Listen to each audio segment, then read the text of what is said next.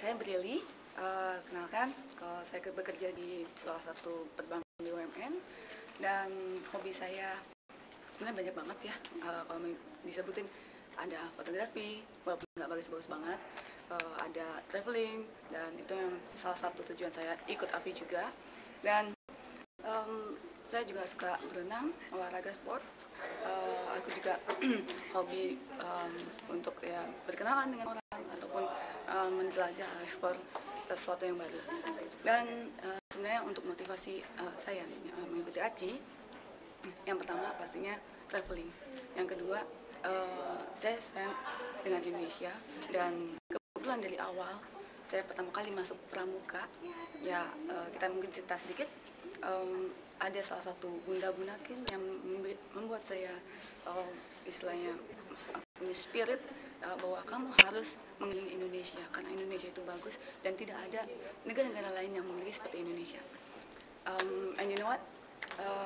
Selain dengan saya juga traveling ke luar negeri dan lain sebagainya, dan punya teman dan lain sebagainya yang di luar sana, mereka sangat tertarik dengan Indonesia, dengan keindahannya, dengan bervariasiannya Indonesia, culture ataupun kebudayaan yang istilahnya, let's say kita punya penduduk Badui, dan kita juga memiliki Bali yang sebagai ikon Indonesia. Tapi saya dengan mengikuti ACI ini sebenarnya ingin menunjukkan bahwa yang mereka kenal sebagai Bali itu bukan Indonesia, tapi Indonesia ada luas dan bukan cuma Bali saja. Kita punya Borobudur, punya Prambanan, dan untuk di lain-lain pulau pun kita punya spesifikasi yang seperti Tanah Toraja dan lain sebagainya. Itu mungkin itu sebagian kecil yang mereka sudah tahu. Tapi kalau misalnya yang mereka belum tahu, seperti kayak ada Caving Jomblang di Jogja, dan kita bisa turun ke gua dan mengeksplor sungai-sungai yang ada di dalamnya. It's amazing menurut saya.